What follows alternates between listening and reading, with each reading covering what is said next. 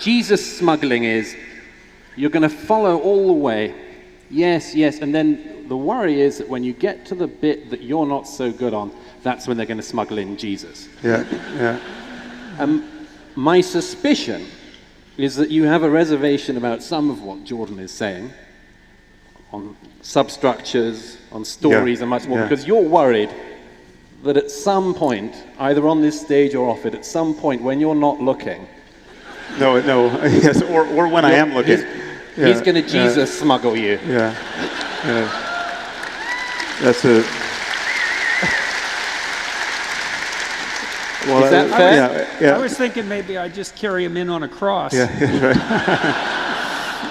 Well, that is an all too apt analogy, because it is what worries me, and it's more subtle than that, because it's not to think that you're consciously doing it is a different claim. Like I don't think there's anything insincere about your argument for the importance of religion, but it's also possible. We've all met the people who we believe are making insincere arguments and are really they're consciously putting the rabbit in the hat and then pretending to be surprised when it pops out, right? Mm-hmm. And the analogy to magic is actually interesting here, because we over dinner were talking about the difference between real and fake art, and we were talking about this paradox that the art seems to be incredibly valuable, and yet the value isn't located in the object itself, or can't be obviously located there, because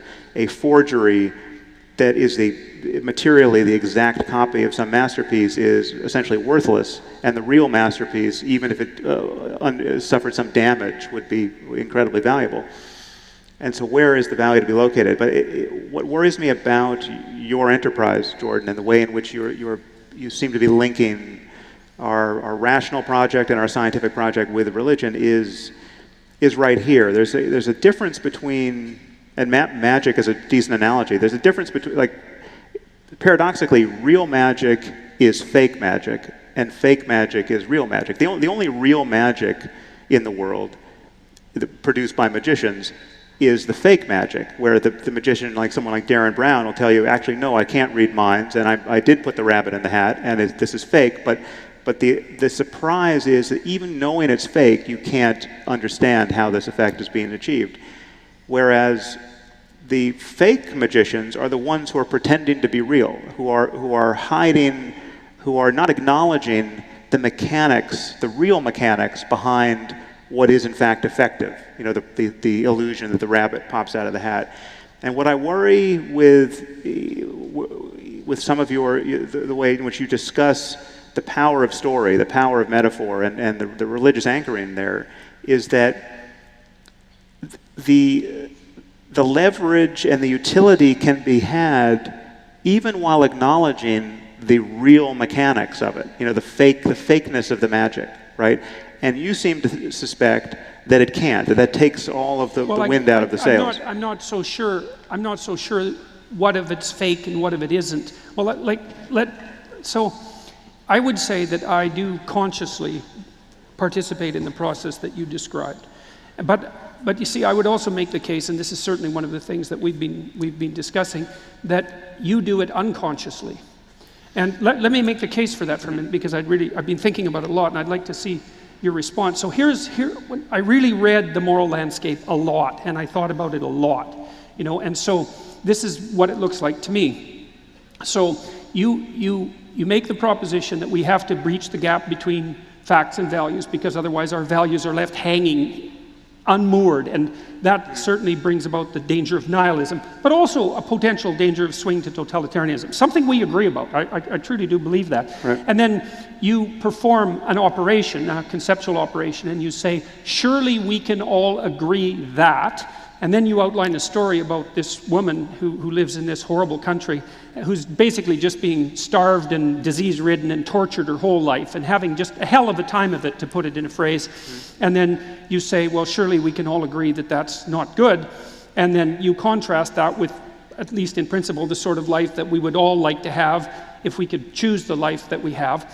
and then you say, well, we could start with the proposition that we should move away from this terrible, hellish circumstance, and we should move towards this more ideal perspective. And you say, if we could only agree on that, then. And so, right. and so, like, so far so good. But there's a couple of things that go along with that are quite interesting. And so the first is that actually what you're claiming is that the highest moral good isn't existing in that better space. The highest moral good is acting in the manner that moves us from the hellish domain to the desirable domain. It seems to me to be implicit in your argument. So there's a pattern of behavior that constitutes the ethic. Well, I would say that existing in that better space is good enough as well. So, I mean, there's the question of what it takes to move from where you are to someplace better, and then there's just the someplace that's better. There's both of those. Yeah. Well, but perhaps we could say, look, what's the ultimate hell? It might be existing in the hell that you described, but it also might be, this is something worse, I think. I think that participating in the process that brings about that hell is actually a hell that's even deeper than the hell.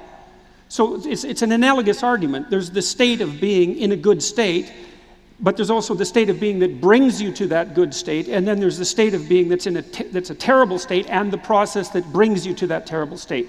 And one of the things that I've learned from the archetypal and religious texts that I've studied, as well as the philosophical texts, is that the process that transforms society into something approximating hell is a lower hell. Now, the reason... Well, let me just close the loop on that, because I'm pretty sure I disagree. One, you can imagine two counterexamples. One is you can imagine a sadistic being, you might even call him God, who would create a circumstance of hell and populate it with innocent souls, right? Now that's, presumably, that action, it need not be attended by a lot of suffering.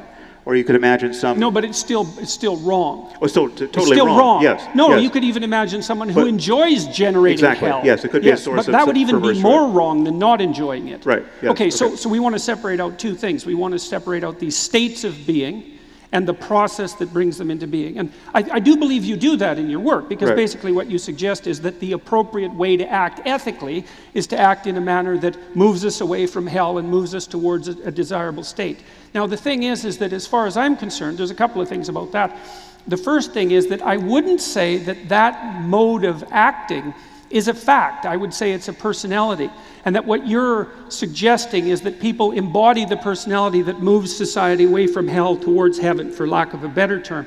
And the reason I make that argument is because I think that you recapitulate the essential Christian message precisely by doing that, because symbolically speaking, at least as far as I can understand, stripped of its of its metaphysical context, let's say, that the purpose of positing the vision of the ideal human being, which, independent of the metaphysical context, it's certainly what the symbol of Christ represents, is the mode of being that moves us most effectively from something approximating hell to something approximating heaven.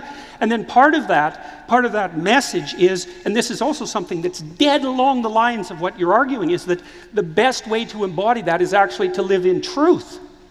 I mean, so because I would say that the fundamental Christian ethic, metaphysics accepted once again, is to act in love, which is to assume that being is acceptable and can be perfected, and to pursue that with truth, and that you should embody that. And then I would say that the purpose of the representation, we could call them metafictions or archetypal representations, is to show that in embodied format so that it can be imitated, rather than to transform it into something that's diluted in some sense to an abstract rationality. Because I don't think the abstract rationality in itself has enough flesh on it, so to speak, which is partly why in the Christian ethic there's an emphasis that the word, which is something roughly akin to rationality, has to be made flesh. It has to be enacted. But is the flesh made of dogmatism and superstition and otherworldliness? Is that part of what gives it its shape and necessity? I think traditionally, historically, it has been, and that's been the problem with religion. If you denude it of everything that is unjustifiable in the light of 21st century science and rationality, I think what you have to get down to is something quite a bit more universal and less provincial